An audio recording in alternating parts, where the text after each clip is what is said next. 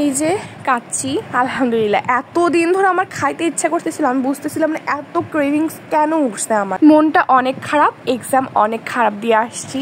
জামাই বললো চলো তোমাকে কাচ্চি খাওয়াই নিয়ে আসি, মনটা ভালো হয়ে যাবে নি। আমি এখন শাড়ি খুঁজতেছি, নতুন বাড়িতে আসার পরে কোথায় কি রাখছে আমি কিছুই জানি না। আমার শাশুড়ি সবকিছু গুছিয়ে রাখছে, তাই কোথায় অ্যাকচুয়ালি শাড়ি আছে আমি ভেবেছিলাম শাড়ি পরবো। আর যেহেতু আমার শাড়ির কালেকশন খুবই কম, নাই বললেই চলে, বেশিরভাগ আমার মায়ের শাড়ি অনেক পুরাতন, একটুখানি ধরলেই মনে হয় ফ্যাল করে ছিঁড়ে যাবে, এইরকম নরম হয়ে গেছে।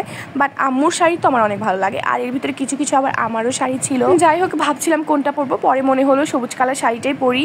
এই শাড়িটা আমার ভালোই লাগে, সেইভাবে পরা হয়নি, তাই আজকে এই শাড়িটাই পরবো। এমনিতে আমার কাচ্চি খাইতে অনেকদিন যাবত ইচ্ছা করতেছিল, বাট আমাকে সে নিয়ে যাচ্ছিল না। আজকে হঠাৎ করেই বলতেছে চলো কাচ্চি খেয়ে আসি। আমি তো শোনা মাত্রই হ্যাঁ চলো ঠিক আছে। আর এই তো আমি এখন রেডি হব, আমি ফেস ওয়াশ দিয়ে মুখটা ভালোভাবে ক্লিন করে নিব। আর অ্যাজ ইউজুয়াল ফ্লাবি আমাকে শাড়ি পরতে দিবে না, কোনোভাবেই দিবে না, সে শাড়িটা ছিঁড়ে ফেলবে।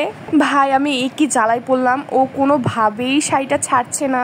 আমি যত টানছি ও আরো আষ্টে পিষ্টে শাড়িটা ওর শরীরের সাথে জড়ায় নিচ্ছে আর কি। আচ্ছা আমি একটু শাড়িটা ওর হাত থেকে ছাড়াই শাড়িটা পরে আসি, ওকে। আর এই তো এটা আমার ফাইনাল লুক। আমি শাড়ি পরতে সেভাবে পারি না, কারণ শাড়িটা খুব কম পরা হয়, আমি শাড়ি পরি আর ভুলে যাই। হঠাৎ করে খেয়াল করে দেখলাম আজকে আমার শাড়ি কালার, হিজাবের কালার, ফোনের কালার, ইভেন আমার পর্দার কালারও সেম হয়ে গেছে। হিজাব নিয়ে তো অনেক প্যারা খাচ্ছিলাম, চলেন প্যারাটা শেয়ার করি। এই শাড়ির সাথে অ্যাকচুয়াল কোন কালারটা যাবে আমি বুঝতে পারতেছিলাম না। প্রথমে আমি লাল কালার নিয়ে এসেছি, লাল কালার যাচ্ছিল না। এরপরে একটা ইয়েলো কালার দেখলাম, এটাও যাচ্ছিল না। পরে একটা চকলেট কালার, এটাও যাচ্ছিল না। দেন ডিসাইড করলাম যে ঠিক আছে আমি অলিভ কালারটাই পরি। আমি কোন চুড়ি পরবো এটাও বুঝতে পারতেছিলাম না, কারণ আমার কাছে সবুজ কালার কোনো চুড়িই ছিল না। ভাবলাম এটা পরা যায়, কারণ এর ভিতরে কিছুটা সবুজ কালার আছে। আর চুড়িটা আমাকে গিফট করেছিল আপনাদের ভাইয়া। ভেবেছিলাম আজকে কয়েকটা আংটি আমি একসাথে পরবো, সচরাচর দুইটা করে পরি। আমার কাছে কিন্তু আংটির হিউজ কালেকশন আছে, বাট সেভাবে পরা হয় না। যাই হোক এরপরে একদম সবটুকু রেডি হওয়ার পর আমি একটু ভিডিও করে নিচ্ছিলাম। ও মাই গড হোয়াট আ পোজ। এরপর ভাবছিলাম আমি কোন জুতা পরবো, তখন আমার মনে পড়লো আমার তো জুতা আছেই মাত্র দুইটা,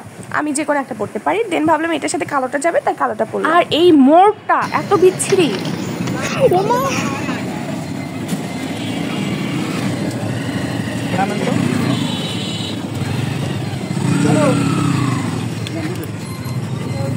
এই রোডটা অনেক ব্যস্ত আর এই মোড়টা খুব বিচ্ছিরি। এখানে প্রায়ই পড়ে যাওয়ার একটা সম্ভাবনা থাকে, যেরকমটা এখন হয়েছিল।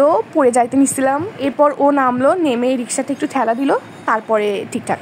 এই যে আমার ইউনিভার্সিটি, আর কাচি ভাই কিন্তু আমার ইউনিভার্সিটির একদম কাছে, অপোজিট সাইডে বললেই চলে। এই যে কথা বলতে বলতে চলে এসেছি আমরা কাচি ভাই। আমরা আগে যে বাড়িতে থাকতাম সেখান থেকে আসতে প্রায় 1 ঘন্টার মতন লাগতো, কিন্তু এখন যেখানে থাকি এখান থেকে 20 মিনিট, সর্বোচ্চ 20 মিনিট লাগে। আর আমার জামাই বেটা তো একদমই ভিডিওর ভিতরে আসবে না, ওকে আমি জোর করে নিয়ে আসি। ও যখন থাকে না তখন হালকা পাতলা ওর একটু ফুটেজ নেওয়ার চেষ্টা করি। আমরা সিলেক্ট করেছিলাম 2টা কাচ্চি, একটা শাহি কাবাব, আর 2টা বাদামের শরবত, আর একটা পানি। আমি হাত ধুয়ে গিয়ে দেখি ওনারা নিয়ে আসা শুরু করেছে। আমাদের সেখানে খুব জোর 5 মিনিটও বসতে হয়নি, মানে 5 মিনিটও অপেক্ষা করতে হয়নি।